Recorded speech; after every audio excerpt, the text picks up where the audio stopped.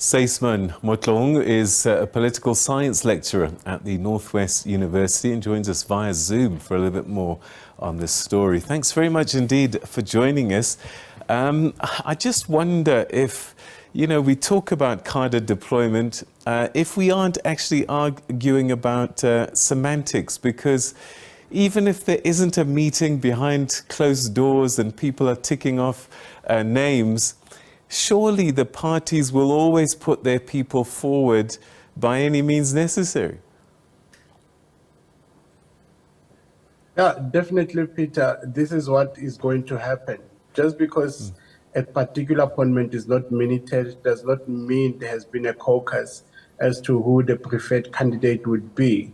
And as you correctly say, every political party has a vested interest as to who occupies a particular strategic position in state institutions. This is very pertinent for political parties to deliver on their electoral mandate. This is now a very complicated debate and argument that has to be settled before a court, but I don't think it will really hold as part of the cultural practices of our political parties. What can the courts do? I mean, they say you can't have cadre deployment, but how do you enforce that? Yeah, this will be hard to enforce, like we're saying. Officially, a particular political party will say we don't have a deployment policy, but indeed they are actually deploying by the virtue of having a political party list. That is a list to deploy their officials or members into parliament, and from parliament to deploy into ministries and then strategic institutions like your state enterprises. Now, the court could argue on a basis of saying to prefer somebody who's not qualified over one who's qualified for partisan reasons is not legal. Maybe in terms of labor practices, this is discrimination on an element of maybe belonging. But it will be very hard to police because we know even currently in certain companies, there's already caucuses when people apply.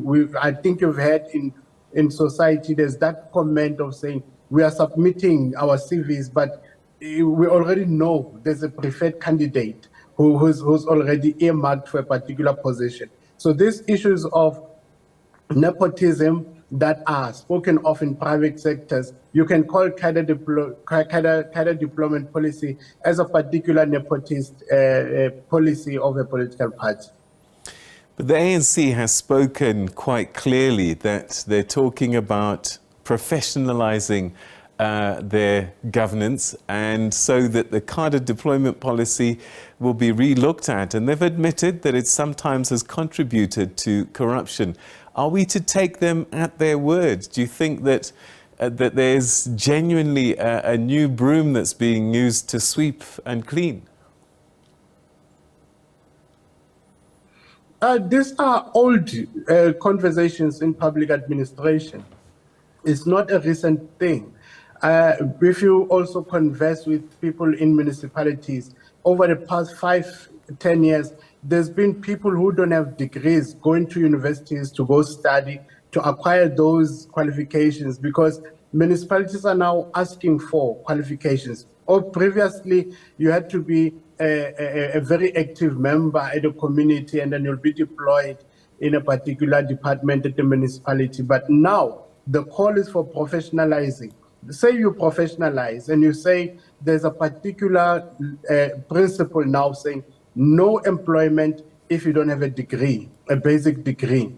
That does not negate or take away the likelihood of corrupt tendencies, because you can still have a master's and a PhD holder and employed in a municipality, and those people will misuse state resources. So this is a matter of virtue out of our public officials, how virtuous they are, and if as society we uphold certain principles of honesty and diligence. If not, it doesn't matter who comes in, whatever qualification they have. You cannot stop corruption without strong systems within.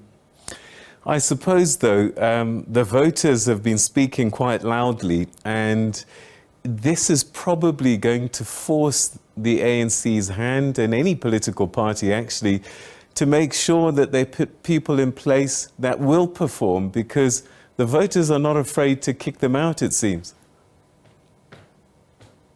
Yeah, if you say they put people in place, is it deploying, or is it Yes. a very neutral recruitment of people who are qualified? And if it's a neutral, then a job application or a job description should say you should not belong to a particular political party. And when you are being vetted, you should prove that you don't belong to a political party.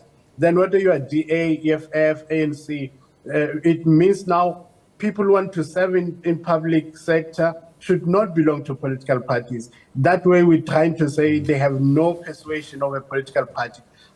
This is really, I think for me, the DA is doing this somehow to enforce the Zondo Commission recommendation, but also to appear as being relevant at this moment. But this kind of an activism and a particular goal they want to achieve, I don't think it will really serve their interests. Maybe they want to block doors like in state enterprises, but it will be a hard battle for them to hold away people who already belong to political parties, because we will also come to that point to say, do not belong to a political party. It's a constitutional issue again, that if I have to be employed, my constitutional right of association has been taken away. This is a very complicated drive for me. No, we're doing it for politics, but I don't think it's practical. The DA is taking the ANC to court, essentially, over cadre deployment, but hasn't the Democratic Alliance done the very same thing in the provinces and the municipalities that it runs? Yes. This is every political party, as we began saying, when a political party comes to power, it brings its human resources, its intellectuals to come in to inform policy and practitioners to implement that policy. We have to now go to every political party where they are governing to ask as to, at that strategic level, who does not belong to a political party, who is not a DA member in the Western Cape, at that senior management level. We also have had previously, there have been people with mere matric, employed by the DA at a very senior management. That is cadre deployment.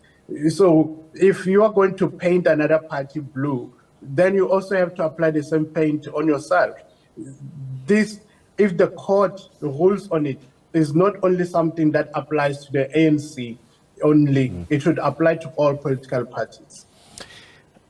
I know that cadre deployment now has a very negative connotation given some of the things that have played out, but if we suppose for a moment that those people that are deployed by the party are competent and professional, is there anything wrong with it? Because you want people that you can trust to do the work. Peter, I do not think there would be anything wrong. One of the arguments that maybe necessitate the DA to take this court action is what Zondo Commission picked up when there's a likelihood of capture. And this is a philosophical argument to some extent. When you say a political party wins power, does it not capture the state? Because that political party that controls the state is capturing the state for its political issues. Then we come to municipalities, especially, where we see a collapse of services. This is another motivation, maybe from the DA, that people who make decisions at the municipality might not be competent enough for those decisions. Then the other part, I think it somehow links to that element of BEE. Maybe now there's certain people, let's say white, people who are white, who wanted to take certain senior positions, and they don't have those opportunities because black people are being preferred. And this is within that understanding of a cadre deployment. Now we have to really page through these contentions to understand really what the issues are. And for me, maybe these three aspects could be among the key elements. All right, perhaps a final question. I look to countries like the United Kingdom where they have positions like permanent secretaries. And the idea is to have someone who's almost like a CEO of a ministry who stays in that job despite the political parties that go in and out, so that there's continuity and consistency. Do you think we ought to be thinking along those lines? That thought is already permeating in our public sector. If you listen to Salga has already been talking about municipal managers, that a municipal manager tenure should not be 5 years, give them 10 years, give them 15 years for consistency.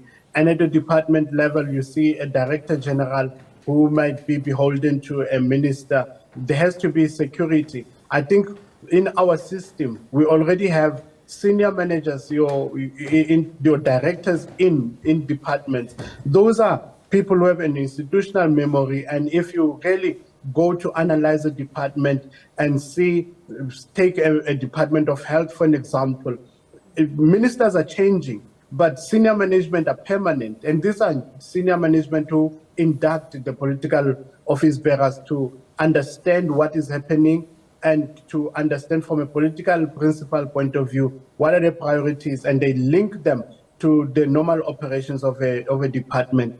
That is happening already from side of Salga. We will see how far it goes, and if at all it will help to stabilize municipalities, because we understand municipal managers don't have that consistency after 5 years of a new one. So indeed, there is that instability at the local government. All right, Mr. Motlong, we shall be watching this court case with interest, and we'll see what happens post that. But thanks for your thoughts and analysis this evening.